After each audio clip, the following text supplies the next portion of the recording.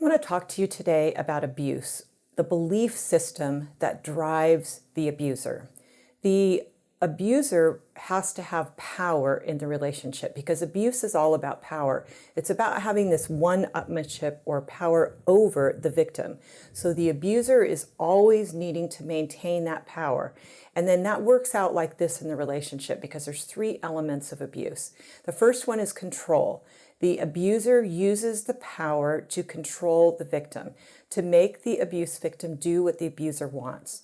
When the victim does not do what the abuser wants, the abuser will punish using any type of punishment. It could be withdrawal, it could be taking money away, it could be silent treatment, it could be taking away an outing or a dinner invitation or something. It could be withholding participation, it could be calling names, it could be harsh criticism. Any type of punishment that hurts and that bothers the victim can be used. And then when the victim complains, that's not fair, I didn't like that, I don't think that's right, the abuser will disregard the victim's feelings, desires, and needs. So this power in the relationship is constantly the battle that the abuser is trying to fight. And the problem is the abuse victim looks at this relationship and thinks this is a relationship with equal power. We both have rights, we both have feelings, we both have opinions, we both have needs. And so the abuse victim will continually try to explain to the abuser what she feels, what's going on, what isn't right, how the abuse hurt, and not understanding that the abuser doesn't really care, because to resolve problems in the relationship would mean that there's equal power.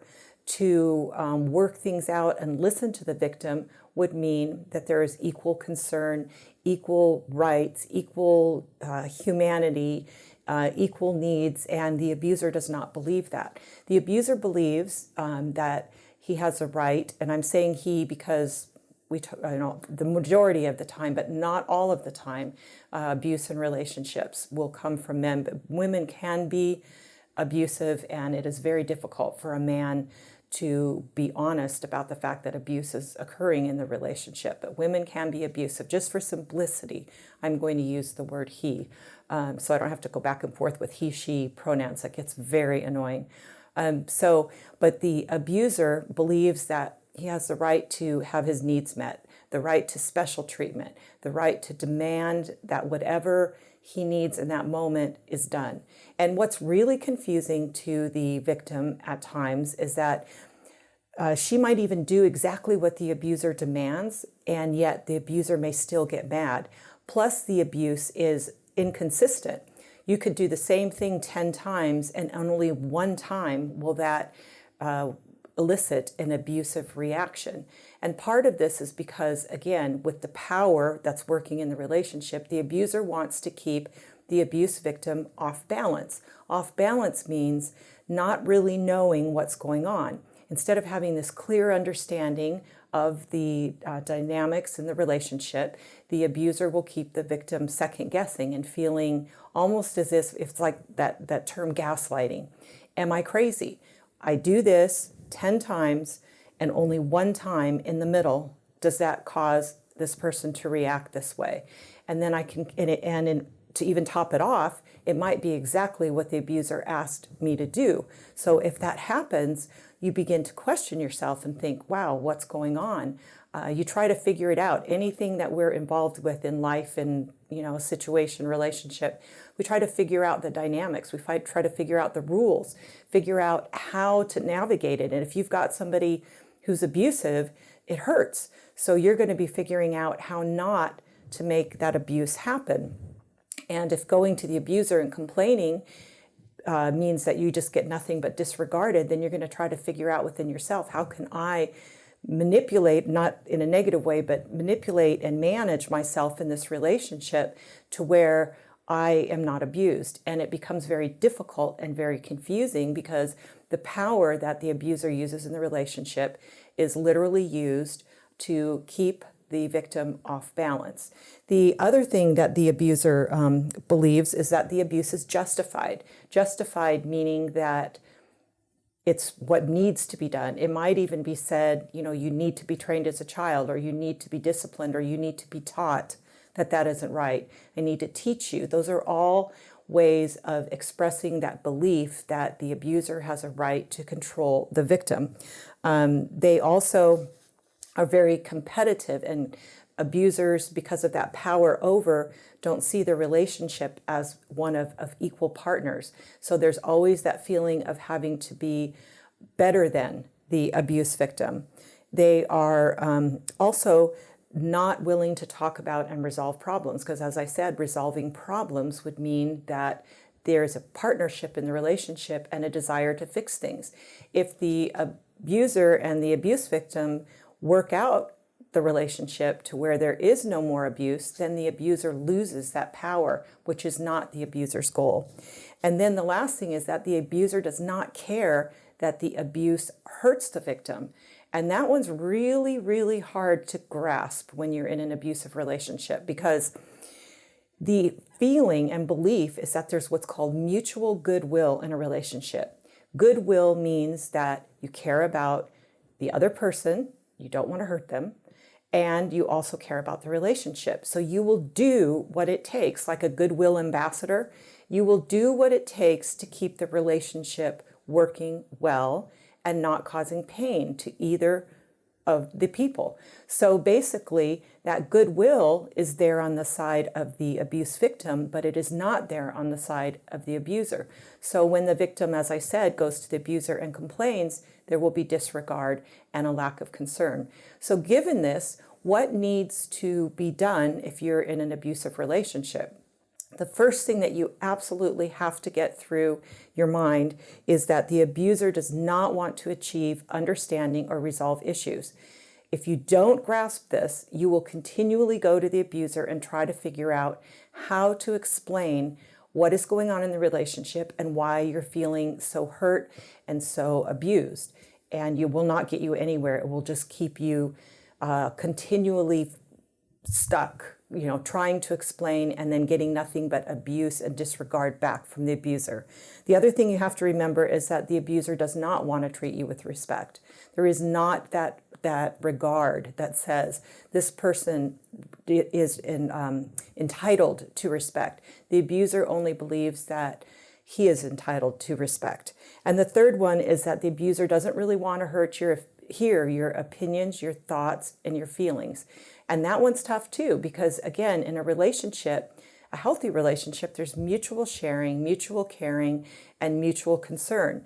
And yet when you share those things with the abuser, you get back abuse. You get back ridicule, you get back belittling, you get back minimizing, discounting, disregard, criticism, all of those things which are hurtful. So when you share those things and abuse is returned, again, you're confused, because if you don't understand that the abuser really doesn't care, really doesn't want to hear it, because you are not looked at like you are an equal person entitled to the same things that the abuser is entitled to. So how does somebody, if they're abusive, stop being abusive? Well, here's where a lot of the abuse programs and anger management programs kind of miss the boat.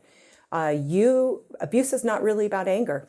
People think abuse is about anger, but abuse is about the control and about the power in the relationship and the belief system. So abusers have to look at that belief system and change it simply to the following beliefs. I do not have the right to have power over this person in our relationship. We are equals. We are partners. We have equal rights. We both need to be regarded. Our feelings, our thoughts, our opinions, we both need to be respected. There is no right to punish. There is no responsibility to punish. There is no option to punish another person. I do not have a right. I do not have a right to have my needs met. I do not have a right to demand that the other person do what I want. And I do not have a right to disregard this person in the relationship. When this person's feelings, thoughts, and opinions are shared, I need to give this person my attention and concern and empathize and care about what is going on with this person. Now, that is not an easy thing to do with somebody who has a very entrenched belief system. Maybe seeing the parent abuse the mom, maybe the father abused the mom or the mom abused the dad, or the children were abused. Maybe the abuser was actually abused and has been taught that this is how he or she is supposed to treat children and discipline them, or that's the way that you treat your wife and that you have responsibility. Some cultures allow abuse and sanction it as okay.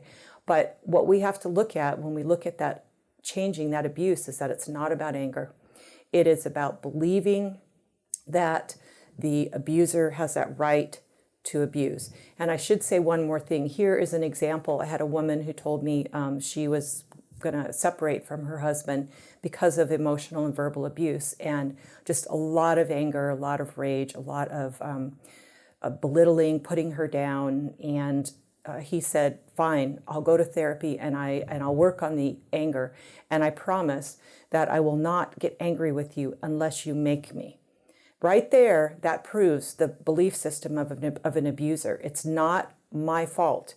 You make me. That's one more thing that is the belief system of an abuser, is that the abuse victim makes the abuser abuse, that the abuser doesn't have the responsibility for the abuse. So until that man changes his belief system and says, she doesn't make me angry, I have a responsibility to control my own feelings, my own anger, and I don't have a right to excuse it because I think something that she did upsets me, or even the fact that it does upset me. What if she does something that does result in him feeling angry? It's still his responsibility to control that anger. He still doesn't have that right to abuse his wife. So the abuser has to look at the belief system in order to really get to the root of abuse. So I hope this helps you. I'm going to do other videos on abuse too, but it's just such a misunderstood aspect of abuse that I felt like I just really needed to highlight this in this one video. So thank you for watching this video from Change My Relationship.